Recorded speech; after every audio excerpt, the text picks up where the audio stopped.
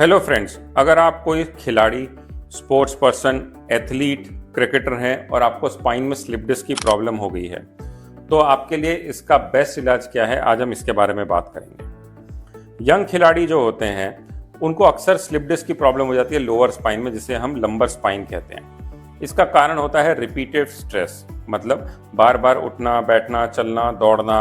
इससे जो कमर में बार बार झटका आता है उसको हम कहते हैं repetitive stress.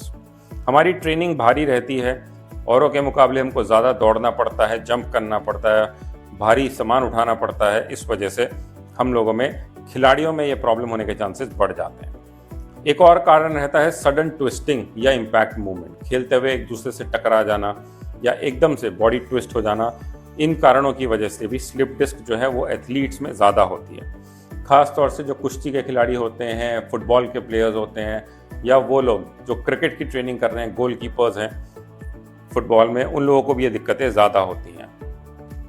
Normally slip disc में सिम्टम्स क्या होते हैं? कमर में तेज़ दर्द हो सकता है या पैर में तेज़ दर्द जा सकता है, जिसको हम सियाटिका कहते हैं। पैर में कभी कभी सुन्नपन, भारीपन भी हो जाता है, और रेयरली कभी कभी मोशन में दिक्कतें होती हैं।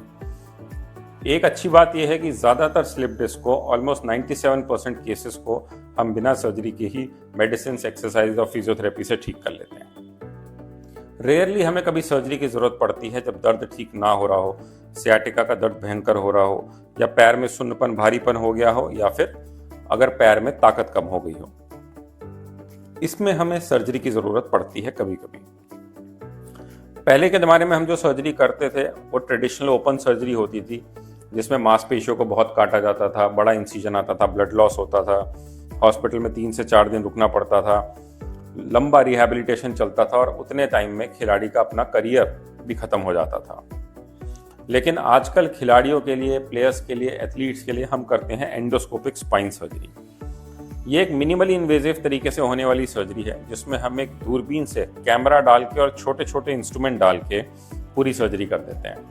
इसमें 1 सेंटीमीटर से भी कम का चीरा आता है, और फ़ायदा ये रहता है कि मसल्स आपकी प्रिजर्व रहती हैं, क्योंकि खिलाड़ियों को चाहिए मसल्स, ताकि वो तेज़ी से उठ पाएँ, चल पाएँ, दौड़ पाएँ, इम्पैक्ट स्पोर्ट्स कर पाएँ।